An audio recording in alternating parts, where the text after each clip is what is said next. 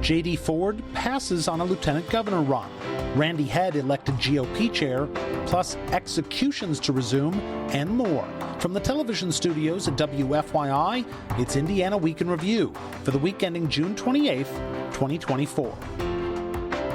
Indiana Week in Review is made possible by the supporters of Indiana Public Broadcasting Stations. This week, Importantville first reported that State Senator J.D. Ford has opted not to seek the Democratic nomination for lieutenant governor at next month's state party convention. Ford, the first openly gay member of the Indiana General Assembly, had first floated the idea of a run for lieutenant governor after gubernatorial candidate Jennifer McCormick announced conservative Democrat Terry Goodin was her choice for running mate. Goodin voted to ban gay marriage in 2011, though last week he said he regrets that vote and supports gay marriage now. The LG nomination race will still be contested at the convention.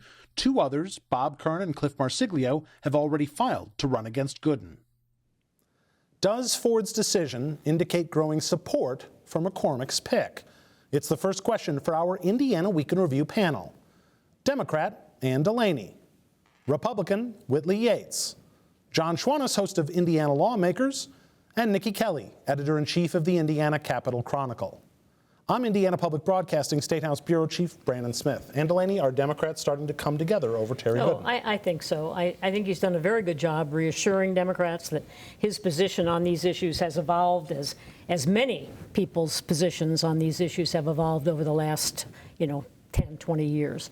And once he reassured people that he regretted his vote against gay marriage and is in favor of the Democratic platform, it was a given that he would be really seriously unopposed. I mean, I know there are two candidates in there, but neither one of them have any support at all. So it's going to be a unity fest, unlike the Republicans' convention. If the Democratic convention does become more unifying around Goodin, does that boost the Democrats' ticket as Republicans are still trying to figure out the Braun-Beckwith ticket? I don't think there's anything that's going to boost the Democrats' ticket. I think when looking at the splintering and the disarray of the Democratic Party, specifically in Indiana, but honestly, it's from the nationwide down, I'm not necessarily sure that the LG pick does anything to help the ticket, to be honest. And when thinking about the way the party has shifted, specifically the progressive movement, I don't think that they're going to accept a retraction, a change, or an evolution in someone's views that were so staunch against their lifestyle. Oh, I don't think that's true at all. And when you talk about splintered, the idea that the gubernatorial nominee of the Republican Party has his lieutenant governor rejected, we're talking about schism here. And then you put forward a person who is to the right of Attila the Hun, who, you take the word white out of the Ku Klux Klan platform and you put Christian nationalist, and he could be a card-carrying member of the Klan. Because he's a pastor? No, because he's a right-wing fanatic who thinks that his religion is the only religion and his view of the world is the only view that any thinking, patriotic American should have. Well, that's why. I wholesomely disagree with you on that. Well, just listen to what he says. Whitley just made a point that I do want to talk about. There's been a lot more attention, for obvious reasons, on lieutenant governor candidates this cycle than maybe any cycle that I can ever remember. By the time we get to Election Day, especially if Goodin is the nominee and things settle down and the turmoil in the Democratic side settles down over that, will the LG candidates make that much of a difference? I always say the impact, there's a direct relationship, it seems to me, between the impact and the ability of the opposing side to make it an issue, and the decision-making and the wherewithal to finance messaging that. Now, if Democrats see the Beckwith nomination as problematic and as somehow suggesting that it's a party in array or that there's, danger looming in the second most important office in the state, and they are willing to, A, make that a priority issue and then fund it to an extent that it becomes part of the conversation, then it could have an impact.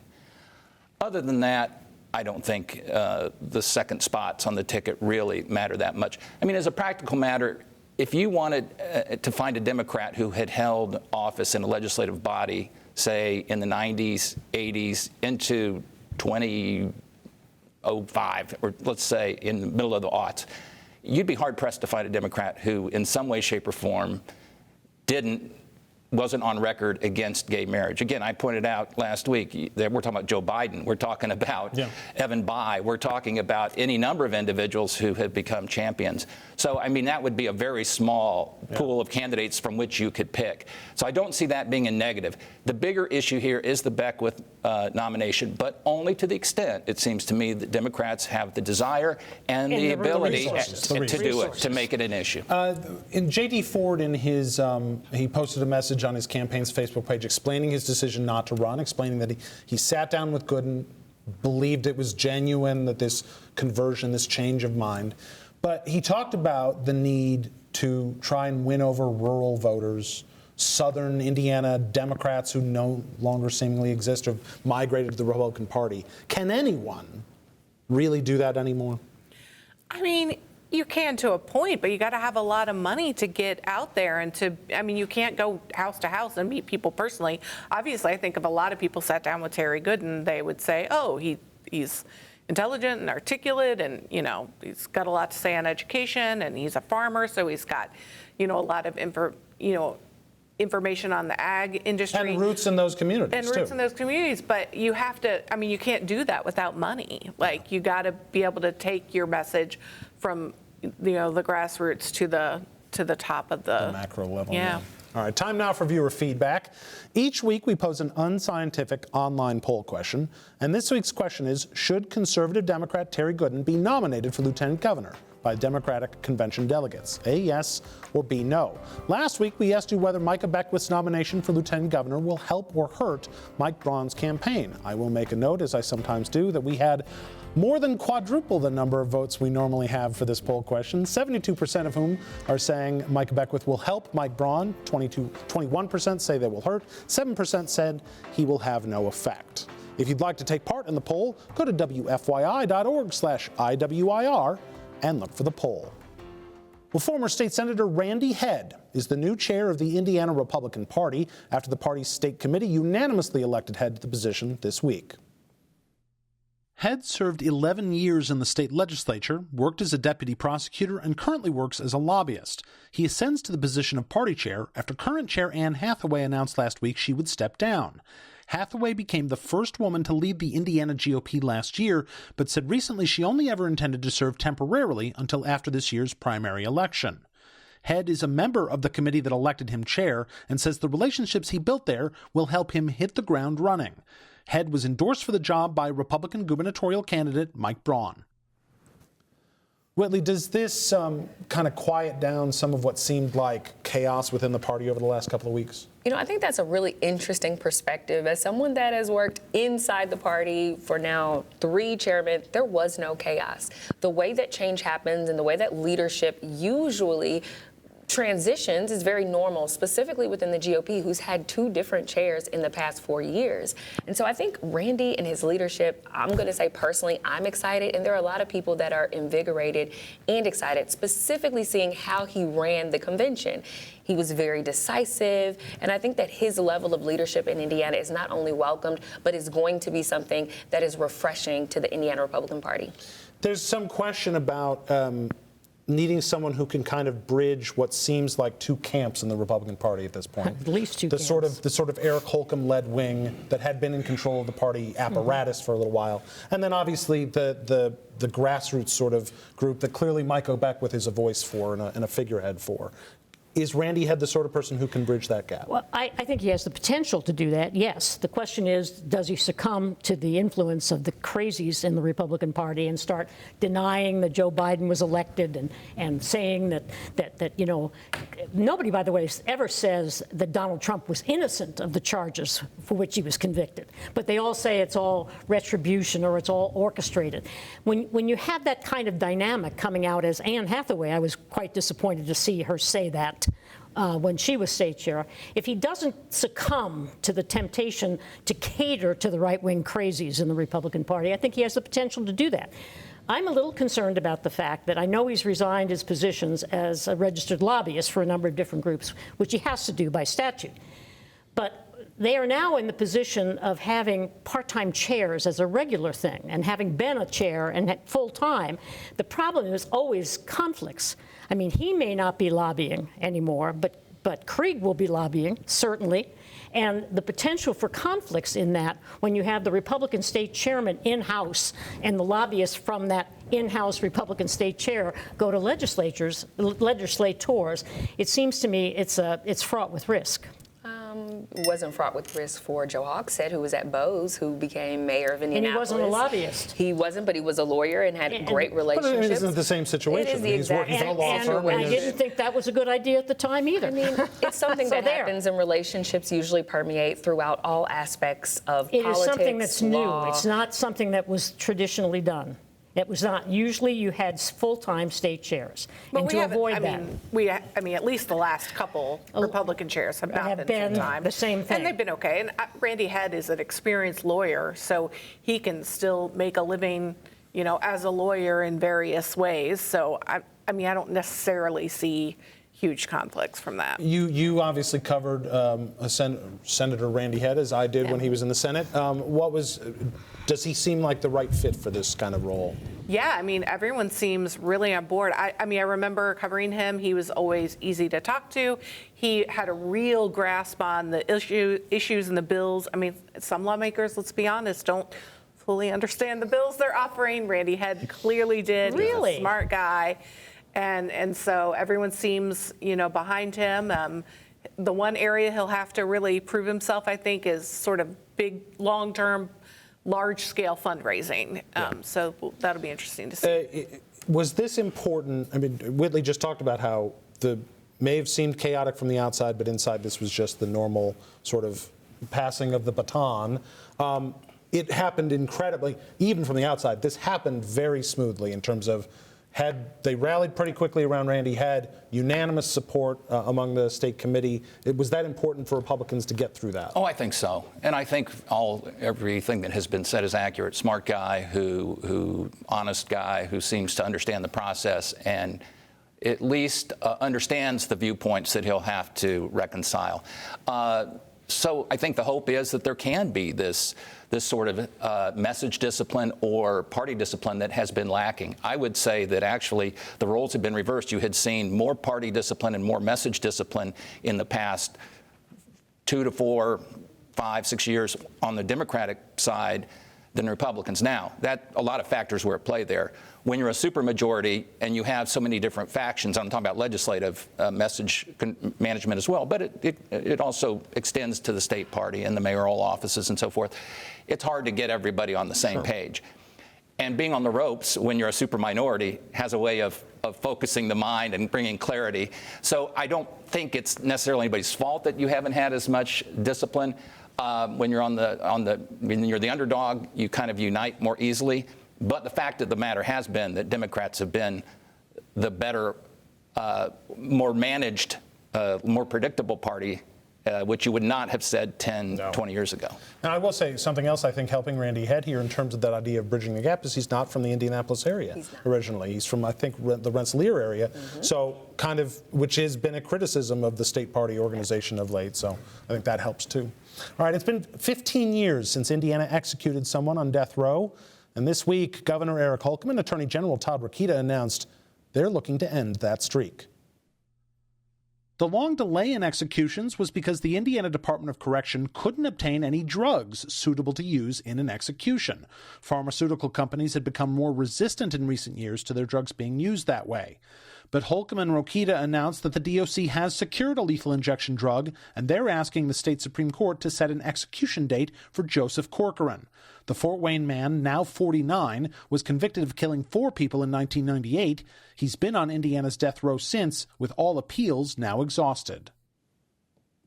Niki Kelly, we've talked on this show before during this long pause, and because the DOC was having trouble getting these drugs, whether that would sort of restart a debate over whether we still needed the death penalty in Indiana. Does this kickstart that debate similarly? Absolutely. I think for all intents and purposes, we had a de facto moratorium for more than a decade.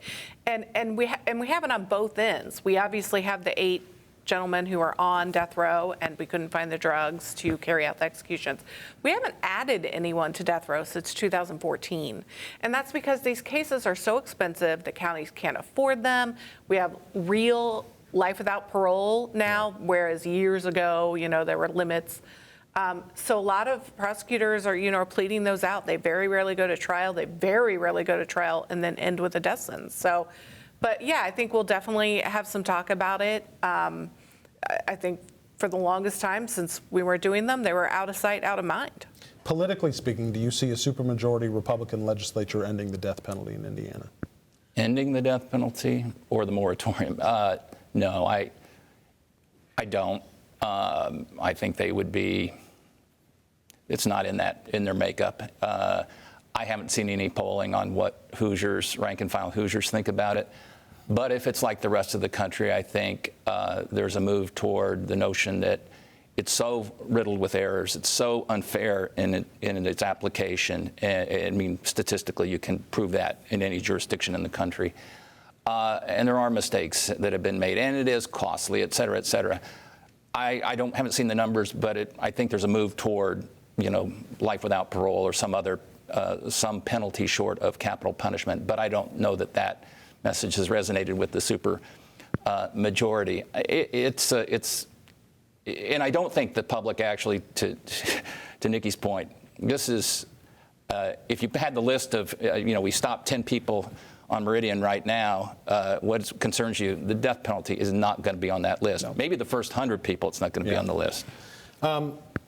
To Niki's point, John just kind of brought this up too.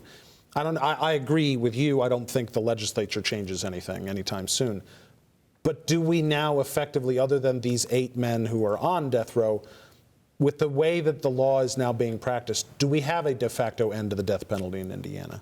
I wouldn't necessarily say de facto. I think it's going to be always on a case-by-case basis. You may see some proponents and some people who are not for this. You may see pro-life from womb to tomb. That includes from abortion to euthanasia to the death penalty. So you could see some factions of those rise up, and you could see some people protesting. But overall, I don't think it's going to change the way that prosecutors are prosecuting, the way that judges are sentencing.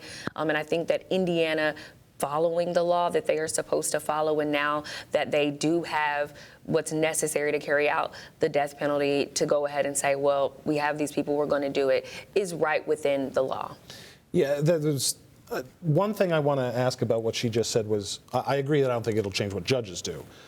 But will it now, prosecutors, is to Niki's point, haven't really been going after this because partly because it's very costly to do so, but also because I imagine as a prosecutor we're like, well, we can't do it anyway. What's the point of seeking this? Right. Well, now we can, at least for a while. There'll be political pressure on prosecutors to go seek the death penalty with this. There will. And they're elected officials, and they've got to be responsive. But I think, like when we were talking about the evolution of viewpoints on this, I think that's evolved a fair amount as well. And when there is really life without parole, there is a viable alternative. I mean, you don't want that person having the ability to kill again. But if you're keeping them locked up for the rest of their lives, you've done that.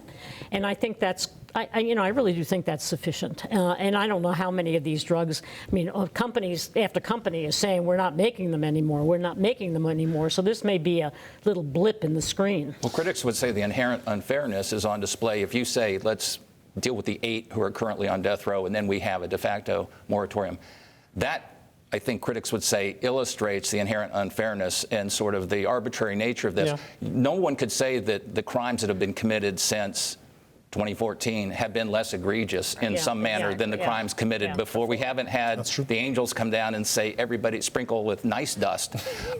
There's just, the crimes are as heinous and as egregious. So where's the fairness in that? Because of... It's not there. I want to ask a little bit about process here, too, Niki. The governor's statement was similar to what Whitley just said. He's following the law. This is what the law requires. We now have access to this drug. But you said in talking to Holcomb yesterday... Yeah, some reporters talked to him yesterday, and Casey Smith was there for us. I mean, he seemed a little bit more strident about it and supportive of, this is the means necessary to do it, and justice will be served. There is the particular man that's in contemplation for it. He can seek clemency. Right. To be fair, 3 of the last 4 or 5 execution dates have been stopped through clemency, 2 under Joe Kernan and 1 under Mitch Daniels. So that's not out of the realm given the mental illness issues in this case. Yeah. All right. One Indiana University trustee says she was not consulted before the IU board put out a statement earlier this year supporting University President Pamela Whitten. Trustee Vivian Winston told WFYI she wasn't aware of the statement before it was posted and does not agree with it. The April statement, purportedly representing the entire board, reaffirmed its commitment to President Whitten after an overwhelming no-confidence vote against her by faculty. Winston says the statement doesn't, quote, truly capture a representative sense of the board's perspective. The statement ignored the seriousness of the vote and disregarded faculty concerns. Sean McInnes, an expert on higher education governance who studies votes of no confidence, says it's not only unusual for a board to put out a statement without consulting its members, but division on backing a leader is a sign of trouble. It's very rare, which, if I'm trying to read tea leaves here, tells me something quite rancorous or challenging is going on behind the scenes if they're not all on the same page. Winston called for the board to seek equal input from all its members before future statements and decisions. She's one of 3 trustees elected by IU alumni. The other 6 are appointed by the governor. John Schwantes, does this take the IU situation from bad to worse? Longtime viewers will know there's no bigger fan of IU than I am, no bigger apologist oftentimes for IU than I am. And yes, this is trouble. This is very problematic, and it's just the latest sign of trouble at my alma mater. I've been concerned for some time about a lack of transparency, even before these issues about arrests and the clearing out of Dunn Meadow, which has traditionally been a haven for, certainly in my undergraduate days, when the shantytown in opposition to South Africa had been there uninterrupted for, I don't know, months. It seemed to be a better handling of it. But it goes beyond that. It's about interactions with faculty and the confidence of faculty, because it can take decades to build a stellar, globally respected faculty, not that long to tear it apart. And state institutions like this have to rely on shared governance. This is not, nobody can rule by fiat. And so to lose the confidence of perhaps one of the most highly regarded faculties on the planet is problematic, and something needs to happen. So transparency is an issue. The relationship with faculty is an issue. And we didn't even touch on the board's seemingly wildcat release of not 1 but 2 statements, which suggested unanimous support, which we now know is not true. An undercurrent here is that in a few months, the State Budget Committee will hear from all of the university presidents as the state writes a new state budget, and presumably as Pamela Whitten will go before the board and say, here's what IU is doing, here's what we need, and so on. Is she going to have the confidence of lawmakers as they sit there and listen to her? I think she will. I think, the Republicans in the legislature are pretty supportive of her. They've been open about it. I mean, this was clearly an unforced error on behalf of the board. And interestingly, we haven't talked about it, but recently the board decided to put a chancellor at IU Bloomington for the first time. And some of that is seen to be a way of insulating Pamela Whitten from some of these unpopular decisions. So. Or at least to give someone else a voice in some of these unpopular decisions. Another IU alum, is the IU brand still okay? And I want to shift our perspective.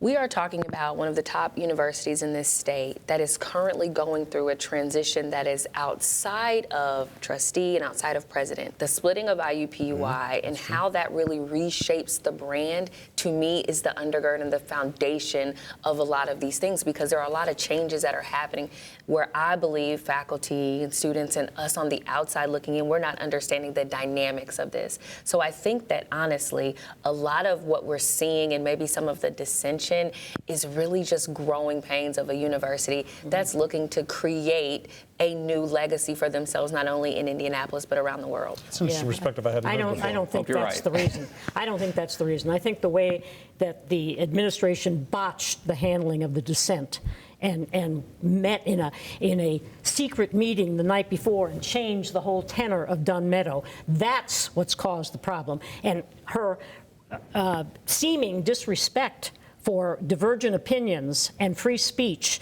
is what's caused the faculty uproar. It isn't the fact that they're splitting. IU made out great under the deal that split IU-PUI, and they should be really happy about that. Very briefly, John. Your question about her relationship with lawmakers. Republicans don't have any problem, but that underscores the problem with faculty. The faculty. Yeah. That's Indiana Week in Review for this week. Our panel is Democrat Ann DeLaney, Republican Whitley Yates, John Schwantes of Indiana Lawmakers, and Niki Kelly of the Indiana Capital Chronicle.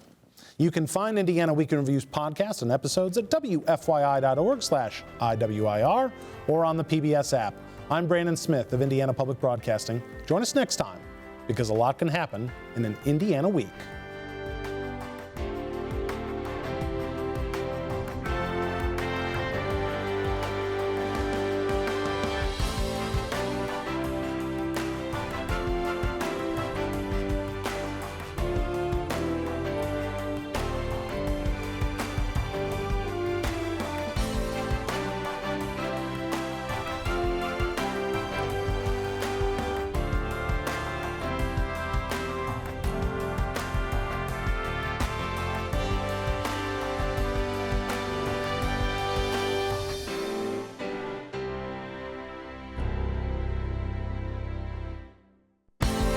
The opinions expressed are solely those of the panelists. Indiana Week in Review is a WFYI production in association with Indiana's public broadcasting stations.